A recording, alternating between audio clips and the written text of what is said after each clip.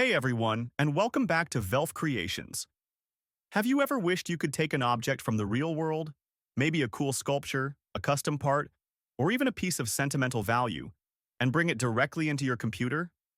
To duplicate it, modify it, or use it in a digital project? Well, today, we are diving headfirst into the technology that makes that possible: 3D scanning. We are taking a look at a brand new offering in this space from Creality, known for their popular 3D printers and scanners. This is the brand new Creality Otter Lite 3D scanner. Let us jump right in. Now, full disclosure, this is actually our very first dedicated 3D scanner here on the channel, so we are learning alongside you. We would like to give a huge thank you to Creality for providing this Otter Lite unit to us so we could explore its capabilities and share our experience with you all. In this video, we will be covering our initial impressions as we unbox it, discussing its features, setting it up, and running through an example scanning project to see what it can do. And as always, just to be clear, Creality has not seen this video before its release, and these are our genuine first thoughts. This box comes with everything you need to get started scanning right away. As we unpack it, let us take a moment to talk about the key features Creality is highlighting with the Otter Lite, and also, for those new to this, what 3D scanning is all about. So, if this is your first time really looking into 3D scanners, you might be wondering, what exactly does it do, and how does it work? Think of a 3D scanner like a superpowered camera. Instead of capturing a flat two-dimensional photograph, it measures and captures the precise three-dimensional shape, geometry, and often the surface color and texture of a real-world object. It typically works by projecting light patterns or lasers onto the object and using cameras to analyze how that light deforms across the surface. By taking millions of measurements from different angles, it builds up a detailed digital 3D model, often called a point cloud or a mesh. And what can you use it for? The applications are incredibly diverse. For instance, you could scan a broken plastic bracket, allowing you to design and 3D print a perfect replacement part. Or perhaps capture the intricate details of an artistic sculpture for digital preservation, scaling it up or down, or even modification. On a more technical level, scanners are invaluable for reverse engineering a component to understand its design or seamlessly integrate it into a new assembly. They even open up possibilities for personalization, like scanning a person to create custom avatars for virtual reality, unique figurines, or perfectly fitted items. Beyond that, think about digitally archiving historical artifacts to preserve them for future generations, or creating bespoke 3D models for animation, game development, and more. The possibilities are really exciting and continue to grow. Now, let us connect that back to the Creality Otter Lite specifically. Creality has packed some impressive technology into this lighter, potentially more accessible device. It boasts a high accuracy of up to 0.05 millimeters, which, while slightly different from the standard Otter, is still incredibly fine detail capable of capturing textures and contours faithfully. This scanner is also designed for flexibility, capable of handling objects ranging from 20 millimeters, that is about 3/4 of an inch, all the way up to larger items around 2,000 millimeters, or 2 meters across. A key part of achieving this versatility is its innovative 4-lens stereo vision system, an advanced setup that helps it accurately capture depth and detail effectively across that wide range of object sizes. Scanning is quick and smooth thanks to its ability to capture data at speeds up to 30 frames per second. This high frame rate, combined with Creality's one-shot 3D imaging, anti-shake technology, minimizes tracking issues during the capture process. Furthermore, Creality claims a huge convenience factor. The Otter Lite uses technology capable of handling many challenging dark or shiny metallic surfaces without needing a temporary matte spray. It does not just capture geometry either. It provides 24-bit full-color scanning, using its dedicated color camera and white light-emitting diodes to ensure your final digital model has realistic color textures. And perhaps most significantly for this light model, wireless scanning seems to be a major focus. It is designed for untethered operation, often using the included light bridge handle, which contains a battery, allowing you to scan freely and even stream data directly to a phone in real time using Wi-Fi 6 technology.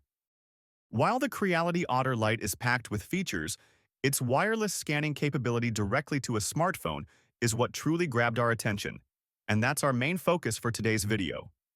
The idea of untethered scanning, watching the three-dimensional model build in real time on your phone, sounds like a game changer for ease of use, so we're excited to test it out. On the software front, Creality mentioned an upcoming update to their Creality Scan software. This update is expected to allow wireless connection directly to your computer over your local wireless network, adding to the existing USB-C cable option.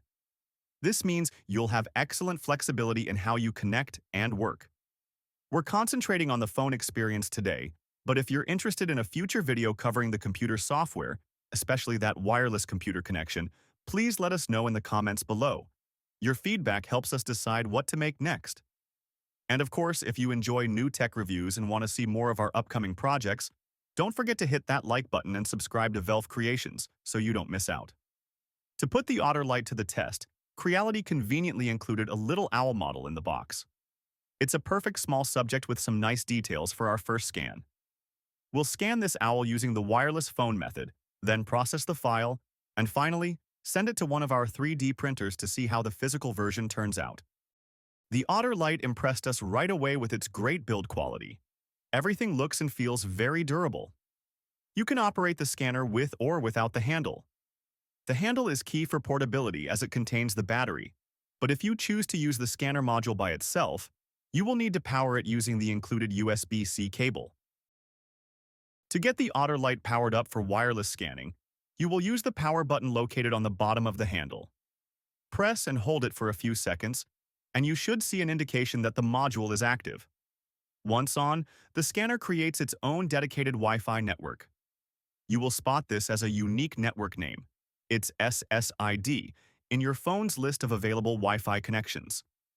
To enable the wireless scanning feature, simply connect your smartphone to this specific Otter Lite Wi-Fi network through your phone's settings, much like connecting to any other Wi-Fi point.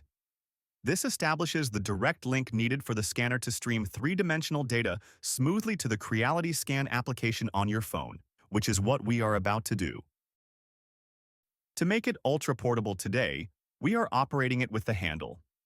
This attaches neatly to the scanner module using a set of pogo pins and a secure threaded screw, which is great because it does not require any additional cables between the two parts. This same threaded insert also conveniently allows you to mount the scanner module directly to a tripod if you prefer a stationary scanning setup, adding a nice touch of versatility. Once connected to the scanner, the Creality Scan application allows you to start a new scan. The initial scan setup screen presents a few key options to configure your project.